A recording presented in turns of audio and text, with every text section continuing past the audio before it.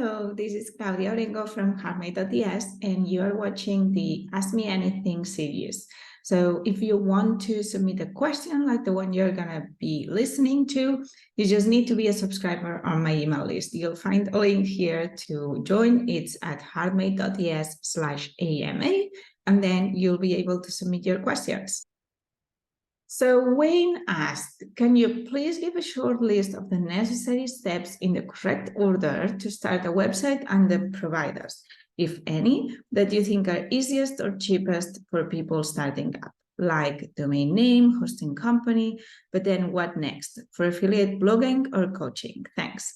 Okay, so it's been a while since I don't purchase new domains or hostings, so I'm not up to date to what's the cheapest or the best option. But I've been using for years a local one from Catalonia. This is where I'm from, and I really love them. They are called CDMON.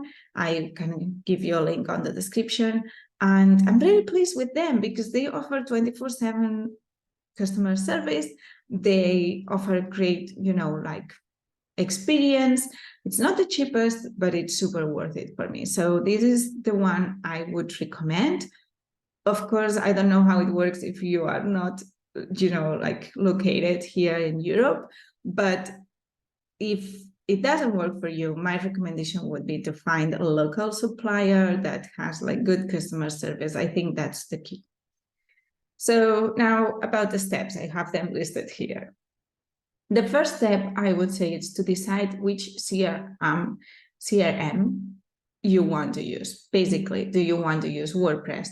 Do you want to use Squarespace, Shopify? Are you going to create a website on Wix? You have to decide these earlier on, because depending on what you decide, it will tell you if you need or not a domain, a hosting, etc. Some providers like Squarespace, they charge you for the hosting, so it makes no sense for you to pay the hosting to a separate company.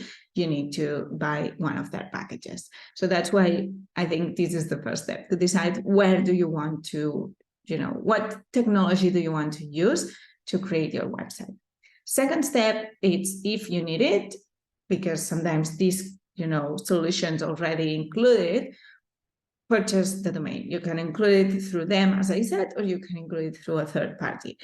Decide your domain based on what you want to be called, but also some recommendation is to put there some SEO keywords. So if you are sure you're going to be doing graphic design like I do, you can purchase a domain that includes those words, because it's going to boost your SEO. If not, just purchase your brand domain and that's it.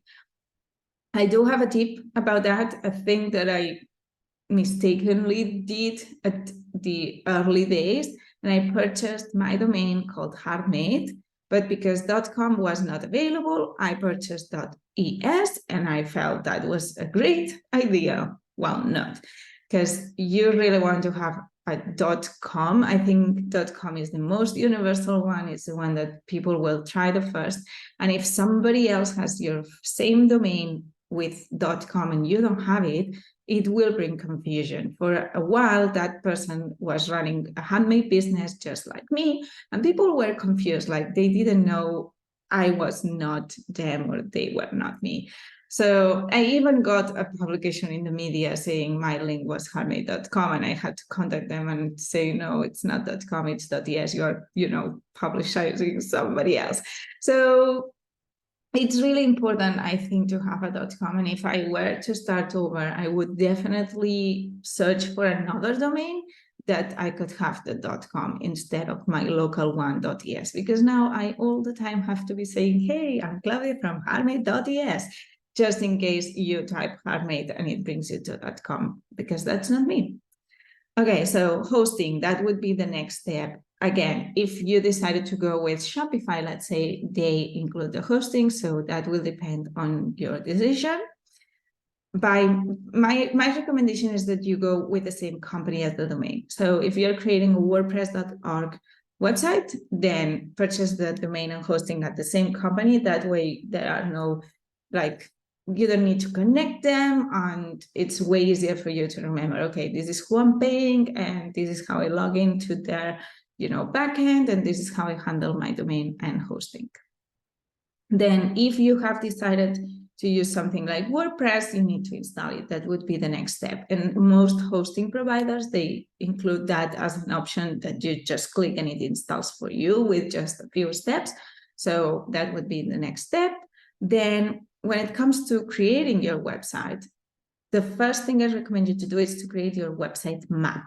So basically the structure, decide from the homepage how many pages you will have in the menu. For example, you'll have a service page, you'll have a contact and about. Will you have something else? Map out these pages and then how they connect between them. Will you have a blog? Will the blog have information from other places or not? So that would create your website map, and it will be easier to start once you know which are the pages and how they connect between them. Then after that, decide on your branding. If you don't have a branding yet, work on it, establish your branding and create it or adapt it to your website. Then after that, start working on the main pages structure. So one by one, take each one of these pages that you have mapped out and go into detail on what has to be in there. What I do have another video in which I explain like the customer journey. And basically you need to imagine, okay, if this is the first time you arrive to this website, what do you need to see? You need to see maybe information about you, or maybe about your services, or maybe the most important thing is to subscribe to your email list. You have to reflect a lot on that and draw just with squares. It doesn't need to be realistic at all, but map out where these areas go and what's going to be what. Is this going to be an image? Is this going to be a button, a text? Is it going to be 2 columns, 3, etc. And once you have that structure for each one of the pages, go inside and design them, create the text, search for the images, create a cohesive look and feel, etc. I would start first with the home page, then with the services page, so that at least people can purchase things from you or hire you. Then the contact page, and finally the about page, and then any other pages you think are relevant for your website. So this was my answer to your question. I hope you find this useful, and remember that if you want to submit any questions, you just have to be a subscriber of mine. So go to heartmade.es/AMA and you'll have access to the free form to submit your questions for free.